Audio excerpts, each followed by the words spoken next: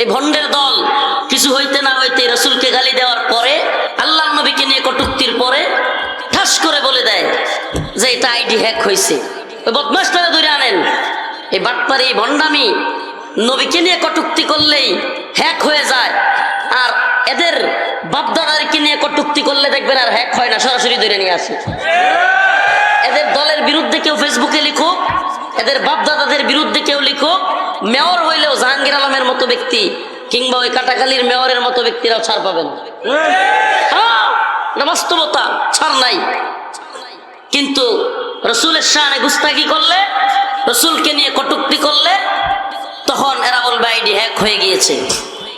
আর যখন লাইভ টকশোতে এসে বলবে নূপুর শর্মারা ভারতে আল্লাহর নবীকে নিয়ে কটূক্তি করবে, এরাই আবার বলবে এটা ভারতের ইন্টারনাল এফআইআর, এটা ভারতের আভ্যন্তরীণ বিষয়। বলে কি বলে না? এরা গলাবাজি করবে। এমনও মন্ত্রী এদের পাওয়া যায়, এদের মুখ থেকে কথা আসে যে ভারতে এক ভদ্র মহিলা একটা কথা বলে ফেলেছিল, আমরা বাংলাদেশে এটা নিয়ে কাউকে লেখালেখি করতে দেই নাই। বড় খুব বেটাগিরি নিয়া খুব গর্বের সাথে বলে আমরা কিছু করতে দেই নাই, আমরা লেখালেখি করতে দেই নাই, আন্দোলন করতে দেই নাই। ভদ্র মহিলা, নাউজুবিল্লাহি মিন যালিক। এদের ইমানের হালত কি? এই সমস্ত মুনাফিকের দল, এই সমস্ত গাদ্দাররা মুমিনদের সাথে এদের সম্পর্ক কেমন, আর কুফফারদের সাথে এদের সম্পর্ক কেমন, এটা দেখলেই বোঝা যায় এদের নিফাকি কতটা স্পষ্ট।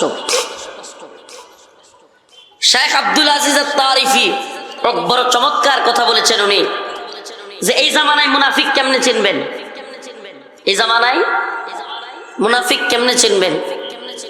শেখ আব্দুল আজিজ আত-তারিফি আরব তাগুত জালিমের কারাগারে বন্দী, সৌদি আরবের জালেমরাও ওনাকে বন্দী করেছে। শেখ আব্দুল আজিজ আত-তারিফি বললেন যে এই জামানার মুনাফিক কিভাবে চিনবেন। এই জামানার মুনাফিক চেনার উপায় হলো, এরা যখন জালেম তাগুতেরা কোনো খারাপ কাজ করে, কোনো অন্যায় করে, জুলুম করে, তখন এদেরকে আপনি খুঁজে পাবেন না, হারিকেন দিয়া টর্চ লাইট দিয়ে এদেরকে খুঁজে পাবেন না।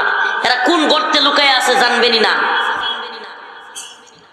এরা ভাস্কর্যের আন্দোলন শুরু করবে, কিন্তু দিন শেষে মামুনুল হককে ফাঁসিয়ে দিয়ে ওরা নাই হয়ে যাবে।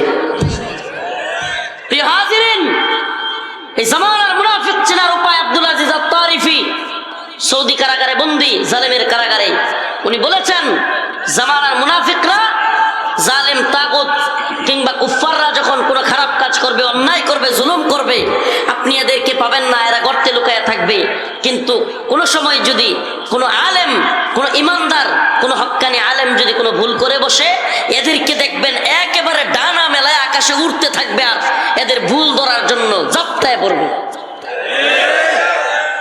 একজন বন্দী আলেম শেখ জসিমউদ্দিন রহমানী মুক্তি তো পেল, কারাগারের গেটে আসার সাথে সাথে এই মুনাফিকরা, এই ভণ্ডের দল, এই বাতিলের দল এই মজলুম আলেমকে নিয়ে লেখালেখি শুরু করে দিল। উনি তো বিতর্কিত মানুষ, উনি অমুক, উনি তমুক, উনি ভালো লোক না। এরে বাটপারের দল, বাতিলের দল। একজন মাজলুম মানুষ 10 বছর এ দ্বীনের জন্য, ইমানের পক্ষে, ইসলামের পক্ষে, কুফুরের বিরুদ্ধে, তাগুতের বিরুদ্ধে কথা বলার জন্য জেল খাটতেছেন। যদি ধরেও নেই ওনার কিছু ভুল আছে, কিন্তু এই 10 বছর কারাগারে থাকার পরে এমন একটা মাজলুম মানুষ বাহিরে আসতেছে, যার ভিতরে থাকা অবস্থায় ভাই চলে গেছে, যার স্ত্রীকে উনি নিজে মুসলেখা দিয়ে উনি নিজে বলেছেন 10 বছর হয়ে যাচ্ছে, কি আর করবেন। ওনার ভাই যিনি তার স্ত্রীকে দেখাশোনা করত, সেও মারা গেছে, এখন ওই বউকে, বাচ্চাকে দেখবে কে? উনি নিজে বলেছেন ঠিক আছে, তুমি আমার পক্ষ থেকে ইজাজত আছে, তুমি অন্য আরেকজনকে বিয়ে করে নাও। এমন একটা মানুষ বাহিরে আসতেছে, আর এই বাটপার গুলো, মুনাফিক গুলো ফেসবুকে লেখালেখি শুরু করে দিছে, অমুক তো আসতেছে বিতর্কিত মানুষ, ওনাকে কেন ছাড়লো? ওনাকে সরকার এই জন্য ছাড়ছে যে ইসলামের মধ্যে ফাটল ধরাইতে চায়। ওরা ইসলামের লিস্ট নিয়ে নিছে ভণ্ডের দল। প্রিয় হাজিরিন, আব্দুল আজিজ আত-তারিফির কথাটা মনে রাখবেন। জামানার মুনাফিকরা তাগুত জালিম যখন অন্যায় করে, জুলুম করে, এদেরকে আপনি চুপ পাবেন, এদেরকে পাবেন না খুঁজে। কিন্তু যখন কোন আলেম, হক্কানি আলেম কিংবা কোন হকপন্থী দল কোন ভুল করবে, সাথে সাথে এরা এমন ভাবে ঝাপটায় পড়বে যেন এদের আর কোনো কাজ নাই, এটাই ওদের কাজ। প্রিয় হাজিরিন, বলতেছিলাম আল্লাহ পাকের একটা আয়াত কোরআনে কারীমের সূরাতুল মাইদার 51 নম্বর আয়াত তিলাওয়াত করলাম। ইয়া আইয়ুহাল্লাযীনা আমানু লা তাত্তাখিযুল ইয়াহুদা ওয়ান নাসারা আউলিয়া বা'দুহুম আউলিয়াউ বা'দ ওয়া মান ইয়াতাওয়াল্লাহুম মিনকুম ফাইন্নাহু মিনহুম ইন্নাল্লাহা লা ইয়াহদিল কওমাজ যালিমিন। আল্লাহ পাক মুমিনদের বন্ধু কারা, শত্রু কারা চিনে দিচ্ছেন। মুমিনদের শত্রু শুধুমাত্র জায়নিস্ট, ইহুদিবাদী ইসরায়েল নয়। ইসলামের শত্রু শুধুমাত্র জায়নিস্ট ইসরায়েল। আমার কথা কি বুঝতেছেন না, নাকি বুঝাইতে পারতেছি না? ইসলামের শত্রু শুধুমাত্র ইহুদিরা? ইসলামের শত্রু পুরা কুফফার বিশ্ব। আল কুফরু মিল্লাতুন ওয়াহিদা, পুরো পৃথিবীর কুফফাররা হলো এক মিল্লত, এক জাতি। আর আল্লাহ পাক কোরআনে বলেছেন ইন্নামাল মুমিনুনা ইখওয়া, আর মুমিনরাও হলো একে অপরের ভাই, এক জাতি। সুবহানাল্লাহ। মুমিনদের বিরুদ্ধে যেমন পুরো বিশ্বের কুফফাররা এক, মুমিনদের ঐক্যবদ্ধ হওয়া লাগবে। মুমিনদের শত্রুদেরকে চেনা লাগবে, মিত্রদেরকে চেনা লাগবে। শত্রু মিত্র চেনার উপায় আল্লাহ পাক কোরআনেই বলে দিয়েছেন। আসুন একটু দেখি। আমাদের প্রকৃত শত্রু শুধুমাত্র জায়নিস্ট ইসরায়েল নয়। হ্যাঁ, ইসরায়েল অবশ্যই আমাদের অনেক বড় শত্রু, অনেক বড় শত্রু। এরা আমাদের আকসাকে নিয়ে ছিনিমিনি খেলছে। এরা আমাদের প্রথম কিবলা, রাসূলুল্লাহ সাল্লাল্লাহু আলাইহি সাল্লামের মিরাজের সাক্ষী, আকসাকে নিয়ে ছিনিমিনি খেলছে। আর এই ইসরায়েল নামক রাষ্ট্র গঠন করেছে সেই ইংরেজ ফিরিঙ্গিরা, ব্রিটেন, ইংরেজদের প্রেতাত্মারা। আর এদেরকে দুধ কলা দিয়ে পুষতেছে, দুধ কলা দিয়ে পুষতেছে বর্তমান সাম্রাজ্যবাদী আমেরিকা। তাহলে শত্রু কি আমাদের শুধুমাত্র ইহুদিবাদী ইসরায়েল, নাকি পুরো কুফফার বিশ্বই মুসলমানদের শত্রু? কথা মনে হয় বুঝাইতে পারতেছি না। ও প্রিয় মুসলিমেরা, চরপেশন ভুলার মুসলমান, প্রিয় ভাই, আপনার কানে যদি আমার আওয়াজ পৌঁছে যায়, আমার পক্ষ থেকে আপনার প্রতি বিনীত অনুরোধ থাকবে, এখনো সময় আছে মুসলমান, শত্রু মিত্র চেনার চেষ্টা করো। ও মুসলমান, আরাকানের মুসলিমরাও খুব ভালোভাবে থাকতেছিল। আরাকান মায়ানমারের মুসলমানদের খানকাগুলোতে, পীর সাহেবদের খানকাগুলোতে মায়ানমারে মুরিদের অভাব ছিল না। খানকাগুলো সচল ছিল, মাদ্রাসাগুলোর তালিম তরবিয়ত চলতেছিল। কিন্তু কোন কারণে, কিসের জন্য, কোন ভুলের জন্য আজ লক্ষ লক্ষ মুসলিমদেরকে মায়ানমার থেকে বাংলাদেশে আসতে হলো? শুধু কি আসলো? সেই যে আসলো, আর যাওয়ার খবর নাই। এই জাতিসংঘ নামের কুফরি সংঘের কাছে আমাদের বাংলাদেশের প্রশাসনের লোকেরা, বাংলাদেশের কূটনৈতিক লোকেরা দৌড়ঝাঁপ করতেছে, কোনো কাজ হয় না।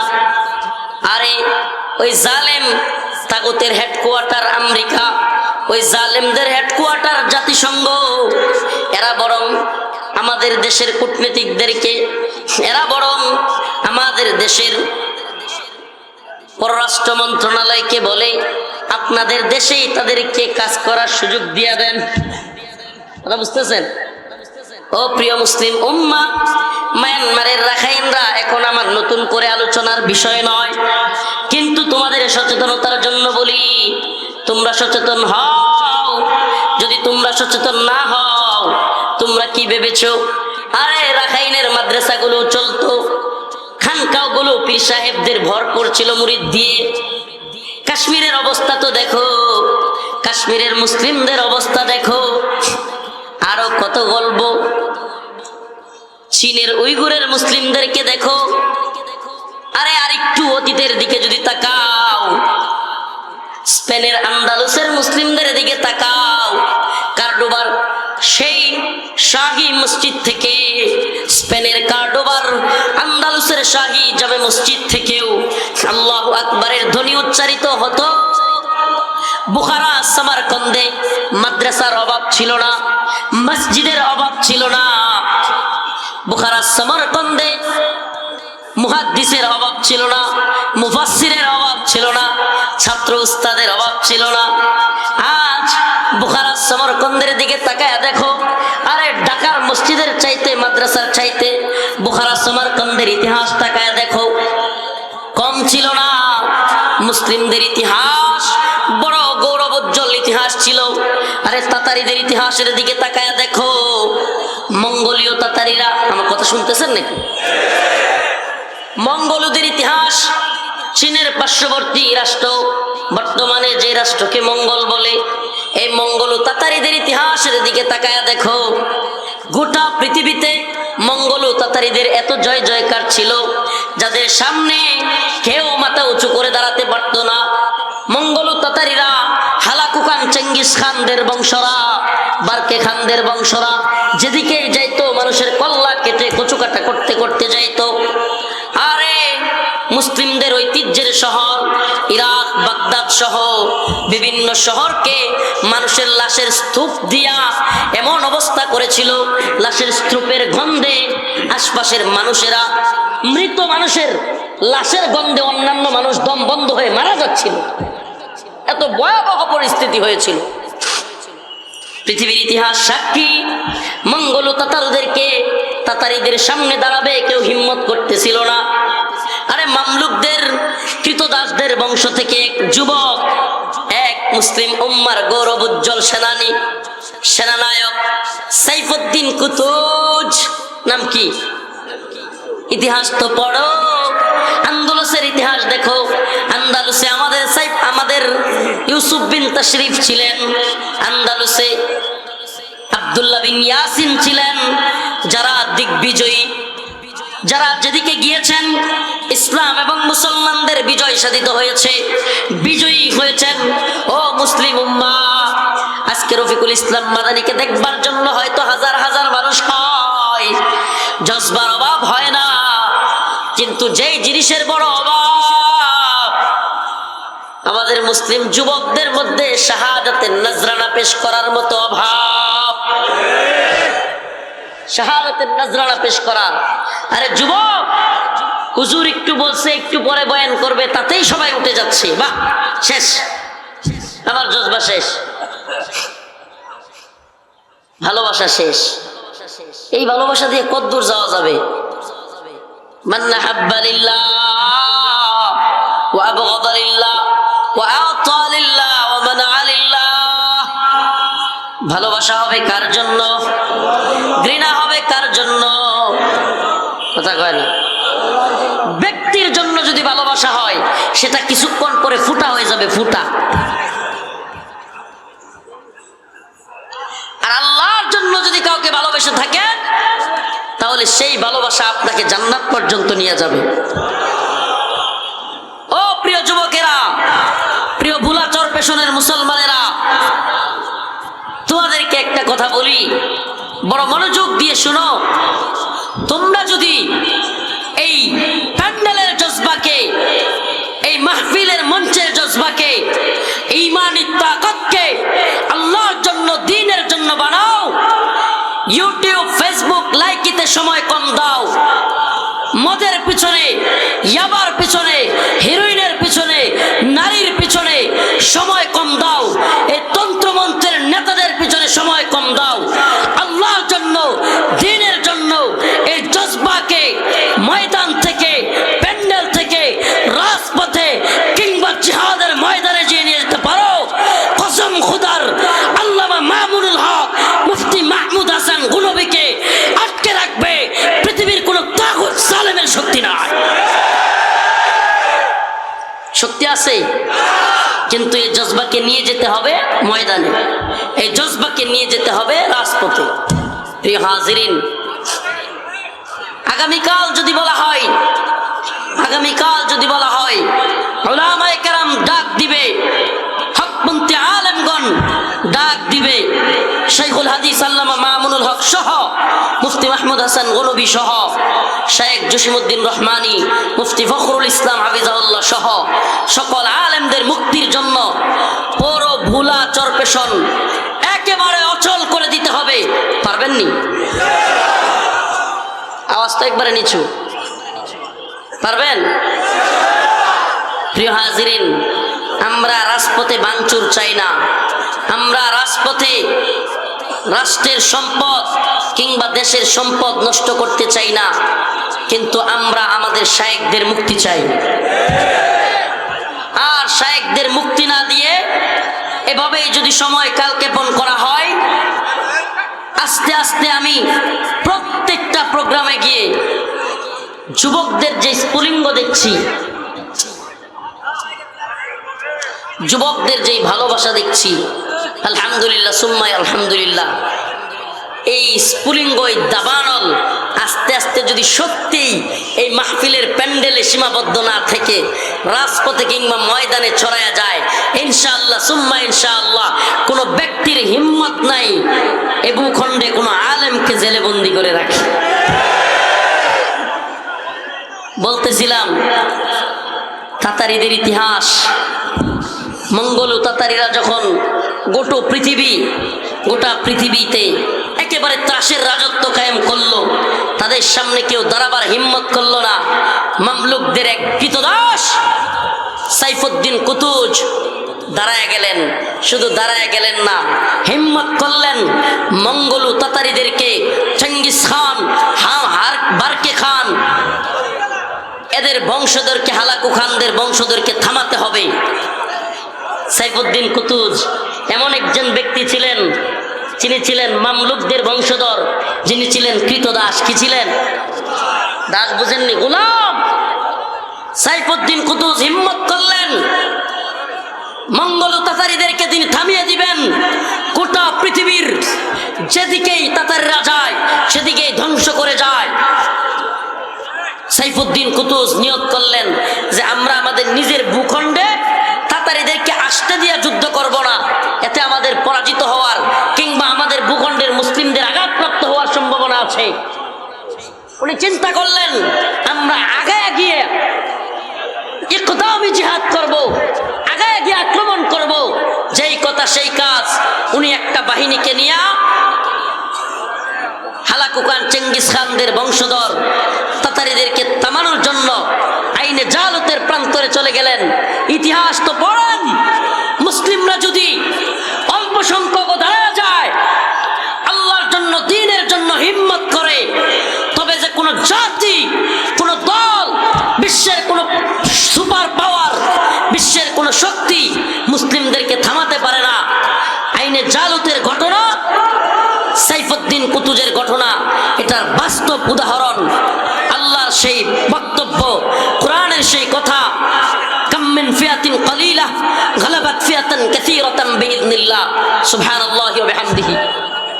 আল্লাহ পাক যে বলেছেন, ছোট্ট দল যদি হিম্মত করে আল্লাহর উপর ভরসা রেখে দ্বীনের আদর্শিক পথে ঝাঁপায়া পড়ে, গালাবাত ফিয়াতান কাসীরাতান বিইذنিল্লাহ, আল্লাহ পাক সেই ছোট দলকেও বড় দলের বিরুদ্ধে বিজয়ী করেন। সুবহানাল্লাহি ওয়া বিহামদিহি। সাইফুদ্দিন কুতুজ আইনে জালুতের প্রান্তরে গিয়ে একটা দলকে রেডি করলেন। সেই দলটাকে তিনি একটা জায়গায় বললেন, তোমরা আক্রমণ করবা, আর আক্রমণ করে আস্তে আস্তে এদেরকে আইনে জালুতের এই জায়গাটায় এনে আটকাবা। কথা ভালোভাবে বুঝেন। ইতিহাস একটু বলার চেষ্টা করি আপনাদেরকে, জানি না কতটুকু বোঝাতে পারবো। আইনে জালুতে উনি কিছু সংখ্যক মুজাহিদকে ঘোড়সওয়ার তরবারি দিয়ে পাঠিয়ে দিলেন, তোমরা ওদেরকে হঠাৎ আক্রমণ করে আবার কামব্যাক করবা, ফিরে আসবা। যদি কেউ শহীদ হয়ে যায় শহীদ হবে, কিন্তু তোমরা চেষ্টা করবা ব্যাক করার জন্য। আর তোমরা তোমাদের ঘোড়াগুলো চালিয়ে এই আইনে জালুতের মাঝখানে নিয়ে আসবা। আর আইনে জালুত এমন এক প্রান্তর ছিল যে প্রান্তরের চারপাশ দিয়ে পাহাড় দিয়ে দিয়ে ঘেরা, আসার জন্য ছোট্ট জায়গা, কিন্তু বের হওয়া খুব কঠিন। কথা ভালোভাবে বুঝেন। আইনে জালুতের প্রান্তরে সাইফুদ্দিন কুতুজ ওই তাতারি বাহিনীদেরকে আনার জন্য কৌশল করলেন, এবং সাইফুদ্দিন কুতুজ রহিমাহুল্লাহ ছোট্ট একটা তীরন্দাজ বাহিনী নিয়ে, ছোট্ট একটা বাহিনী নিয়ে উনি পাহাড়ের একটা বিশেষ জায়গায় বসে থাকলেন। কি করলেন? পাহাড়ের একটা বিশেষ জায়গায় বসে থাকলেন। এই ইতিহাস থেকে মুসলিমদের অনেক কিছু শিখবার আছে, মুমিনদের অনেক কিছু জানবার আছে। সাইফুদ্দিন কুতুজ ইতিহাস সাক্ষী মঙ্গল তাতারি বাহিনীকে আইনে জালুতের প্রান্তরে আস্তে আস্তে টেনে আনলেন। কিছু মুজাহিদকে যুদ্ধের ঘটনা শোনাইতেছি, জিহাদের ঘটনা, ঐতিহাসিক ঘটনা। একটা পাহাড়ের, কয়েকটা পাহাড়ের চিপাই ডেকে আনলেন, এমন একটা চিপাই যেখানে বেশি মানুষ একসাথে ঢুকতে পারবে না। মনে করেন, উদাহরণস্বরূপ বোঝায়, এইদিকে একটা ছোট্ট রাস্তা আছে, এই রাস্তাটা দিয়া একসাথে 200 লোক যেতে পারবে। কয়শো? এখন সামনে যদি 50 জন লোক রামদানিয়া কুপানো শুরু করে, এখানে লক্ষ লোক থাকলেও কি এই 200 মানুষকে সহযোগিতা করতে পারবে? এরা খুব খাইয়া পালাবে আর এগুলো নাই হয়ে যাবে। কথা বলেন কেন? কারণ অনেক লোক শাখা সত্ত্বেও এরা সামনে যেতে পারতেছে না। সেম ভাবে আইনে জালুতের প্রান্তরে সাইফুদ্দিন কুতুজ রাহিমাহুল্লাহ এমন ভাবে পাহাড়ের বেষ্টনীর ভিতরে ওই তাতারি বাহিনী, যারা অজেয়, যারা কোনো কিছু মানত না, পরোয়া করতো না, এরা কোনো নিয়ম নীতির তোয়াক্কা করতো না, কূটনীতির তোয়াক্কা করতো না, কিছুই না। এরা দুধদেরকে হত্যা করে ফেলতো, জবাই করে ফেলতো, এমন হিংস্র ছিল। এই মঙ্গল তাতারি বাহিনী, হালাকু খান চেঙ্গিস খানদের বাহিনী যখন অপরাজয় অবস্থায়, এমন পর্যায়ে এরা ওই সাইফুদ্দিন কুতুজ যে অঞ্চলে থাকতেন সে অঞ্চলে আক্রমণের নিয়তে যাচ্ছিল। আর সাইফুদ্দিন কুতুজ আগ বাড়ায়া ইকদামি জিহাদ, শুধু দিফাই না, প্রতিরোধমূলক না, ইসলামে যেমনিভাবে আত্মরক্ষামূলক জিহাদ আছে, দিফাই জিহাদ আছে, ইসলামে তেমনিভাবে ইকদামি জিহাদ আছে। বদর হলো ইকদামি জিহাদ, বদরের ইতিহাস এগিয়ে গিয়ে আক্রমণ করার ইতিহাস। অতএব যারা ইকদামি জিহাদকে অস্বীকার করে, বুঝতে হবে না মুনাফিক। প্রিয় হাজিরিন, এখন আমাদের সাহস নাই, হিম্মত নাই, ওই অবস্থান নাই কুফফারদের দেশে গিয়ে আক্রমণ করার। তাই আমাদেরকে ওরা আক্রমণ করতেছে বিভিন্ন দেশে, তাই আমরা দিফাই করতেছি। কিন্তু আল্লাহ পাক যদি শক্তি দেন, এই পুরো পৃথিবীতে ইসলাম এবং মুসলমানদের বিজয়ের পতাকা উঠবে। এই চীন আমাদের, এই ভারত আমাদের, এই আমেরিকা আমাদের, এই রাশিয়া আমাদের, আসসিনু লানা ওয়াল আরাবু লানা ওয়াল হিন্দু লানা ওয়াল কুল্লু লানা। এই চীন আমাদের, এই ভারত আমাদের, এই সমস্ত ভূখণ্ড মুসলিমরাই শাসন করেছে। আমরা মুহাম্মদ বিন কাসিমের উত্তরসূরি, সালাউদ্দিন আইয়ুবীর উত্তরসূরি, আমরা সুলতান সালাউদ্দিন গজনবীর উত্তরসূরি, সুলতান মাহমুদ গজনবীর উত্তরসূরি, আমরা হুসাইন আহমদ মাদানির উত্তরসূরি, আমরা সাইফুদ্দিন কুতুজের উত্তরসূরি। সাইফুদ্দিন কুতুজ ডেকে নিয়ে আসলেন আস্তে আস্তে 50-60 জন কিংবা তার চাইতে বেশি একদল মুজাহিদ তাতারিদের উপর আক্রমণ করে বসলো। এমন ভাবে আক্রমণ করলো, তাতারিরা ভাবলো, আরে এই কয়েকটা লোক এসে আমাদেরকে মারতে চায়, কাহিনী কি? হেরা সুন্দর ফাঁদ বুঝেন তো? ফাঁদ দেখেন নাই? অল্প বাদ দিয়া পাখিকে কি দেয়? টোপ দেয়, ফাঁদ ফেলে অল্প বাদ দিয়া। এরপরে যখনই খাইতে আসে বসেতে কি হয়? ধরা পড়ে। সাইফুদ্দিন কুতুজ রহিমাহুল্লাহ ফাঁদ পাতলেন, কিছু লোককে তরবারি দিয়া গোড়া দিয়া পাঠাইয়া দিলেন যে তোমরা মঙ্গল তাতারিদের মূল বাহিনীকে হঠাৎ করে অ্যাটাক করে বসবা, আর অ্যাটাক করার পরে তোমরা দৌড়ায় কয়েকটাকে কুপায়া ফেলে চলে আসবা। তোমাদেরকে যখন দৌড়াবে, তোমরা দৌড়াতে দৌড়াতে দৌড়াতে দৌড়াতে তোমরা এসে আইনে জালুতের এই পাহাড় বেষ্টিত ছোট্ট জায়গায় আসবা। আর ওরা যখন কিছু লোক ঢুকবে, কিছু বাহিরে থাকবে, আমরা এমন মায়ের দিব ইনশাআল্লাহ, এখানে আরো বাহিনী থাকবে, মায়ের দিয়ে এদেরকে নাস্তানাবুদ করে দিবে। সুবহানাল্লাহ। আইনে জালুতের ইতিহাস। মঙ্গল তাতাররা চিন্তা করলো, আরে হাসে হেরা, মুসলিমদের কয়েকজন আসছে আমাদেরকে মারতে, এগুলোর মাইরা কচু কাটা করে ফেলবো। আর আল্লাহর বান্দা সাইফুদ্দিন কুতুস ছিলেন খুব ব্রেইনার লোক। উনি এমন এমন দক্ষ ঘুড়সওয়ারদেরকে পাঠাইলেন যারা ঘোড়া থেকে যত আঘাত আসুক করবে না। এবং ওনারা ঘোড়া থেকে এই প্রথম এমন একটা বাহিনী সাইফুদ্দিন কুতুজ, ওনার আগে সামরিক কৌশলে এই বাহিনী কেউ পাঠাতে পারে নাই যারা দুই হাতে তরবারি চালাইতে জানে, দুই হাতে। সুবহানাল্লাহ, বুঝছেন তো? ঘোড়ার দুই দিক থেকে কি করতো ওনারা? দুই হাতে তরবারি চালাইতে পারত, দুই হাতে। এমন এক বাহিনী যখন মঙ্গল তাতারিদের ভিতরে ঢুকে গেল, তাতারিদের প্রথম সারির সবগুলোকে কুপায় ফেলে দিল। সুবহানাল্লাহ। আর আল্লাহর কিছু বান্দা এখান থেকেও সাইফুদ্দিন কুতুজ রাহিমাহুল্লাহর বাহিনী থেকেও কিছু শহীদ হয়ে গেল। তাতারিদের ইতিহাস পড়লে এই ঘটনাগুলো পাবেন। যখন কয়েকজন শহীদ হলো আর ওদিকে তাতারিদের বাহিনীর প্রথম সারির একবার নাস্তানাবুদ করে দিল, তাতারিরা খেপে গেল। এই কয়েকজন আমাদের এতগুলো লোককে মেরে ফেলছে। মঙ্গল তাতারিরা খেপে গিয়া খেপা সার বুঝেন না?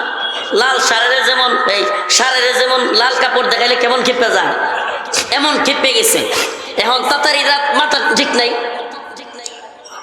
উনারাও দৌড়াচ্ছে ঘোড়া নিয়া, তারাও পিছন দিকে দৌড়াতেছে।